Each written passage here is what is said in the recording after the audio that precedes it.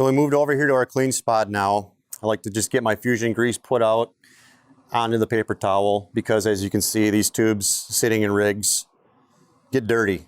So let's just get that out, not deal with any dirtiness. I've also changed gloves. I don't want any of the residual chemical or anything on my gun. So we'll take our chamber, a little bit of grease. Doesn't take much, just a thin film. This step can be done. I mean, some people like to put it into their cartridge. I think you should put it in to the gun, lock that into place. We're going to grab our cartridge. There's a lot of little O-rings on here. Again, just grease them all. They don't need much. All you're trying to do is get them wet so they seat, they slide in where they're supposed to go without tearing. You know, pay attention. There's a couple on the inside here too.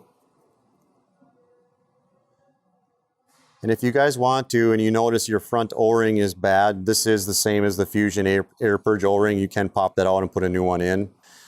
So now you've got a alignment bolt in there, and also you've got the one O-ring that goes in. So we're just going to slide this in, tap it a couple times, make sure our safety's off, which I have it on. We want to keep that chamber out.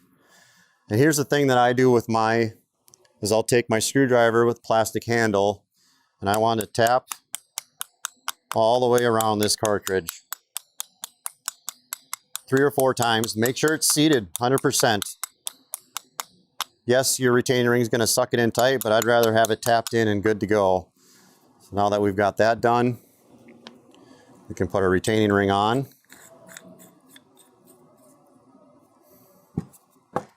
We'll grab our air cap. Again, remember earlier I said this gets a lot of abuse here, your front O-ring sliding back and forth. So this needs to be greased thoroughly. And it doesn't hurt to put a little bit around the outside for that white Teflon ring.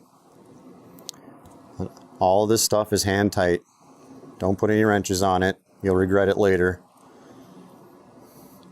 All right, the only thing we have left to do, I'm using an O2 chamber. I have a hydraulic machine, so I have 80 mesh screens on the machine, so I don't run the 80 mesh when I'm using an O2. A 1.5 or smaller, I will. Also, when I'm cleaning my check valves, I always put A and B. Everything's A and B, alphabetical. So when I take them out of the gun, it's A and B. When I clean them and set them to the clean spot, it's A and B.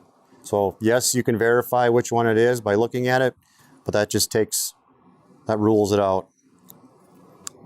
Snap that in. A little bit of grease just to get the O-ring to sit. Snap that in.